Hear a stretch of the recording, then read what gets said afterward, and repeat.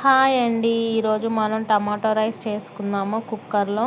ముందుగా కుక్కర్ పెట్టుకొని ఆయిల్ వేసుకోవాలి. ఆయిల్ ఎక్కాక జీలకర్ర, లవంగాలు, బిర్యానీ ఆకు, షాజీరా వేసుకోవాలండి. ఇలా షాజీరా వేసుకున్న తర్వాత పచ్చిమిర్చి వేసి వేయించుకోవాలి. కొంచెం కొత్తిమీర కూడా వేసుకోవాలి. తర్వాత పొడుగుగా కట్ చేసిన ఆనియన్స్, నానబెట్టిన గ్రీన్ పీస్ బఠానీ వేసి కలుపుకోవాలి. ఇలా కలిపిన తర్వాత అల్లం వెల్లుల్లి పేస్ట్ 1/2 స్పూన్ వేసుకొని కలుపుకోవాలండి.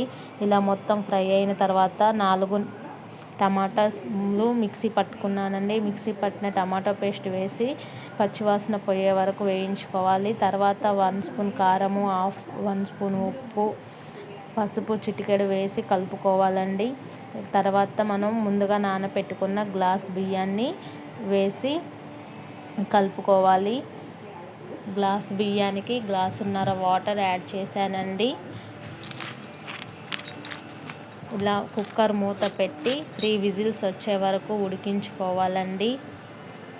3 విజిల్స్ వచ్చిన తర్వాత ఆవిరి మొత్తం పోయే వరకు మూత తీయొద్దండి. అప్పుడు రైస్ పొడి పొడిగా వస్తుంది. ఇలా ఉడికిపోయిందండి. చూడండి, చాలా కలర్ఫుల్గా బాగుంది. ఇప్పుడు ఒక ప్లేట్లోకి తీసుకోవడమే అండి. అంతే అండి. చాలా tasty tomato rice. Simple and అన్నీ మన ఇంట్లో ఉన్న వస్తువులతోనే చేసుకోవచ్చండి. చాలా బాగుంటుంది. ఒకసారి ట్రై చేయండి. వీలైతే నా ఛానల్ని ఒకసారి సబ్స్క్రైబ్ చేసుకోండి. బాయ్.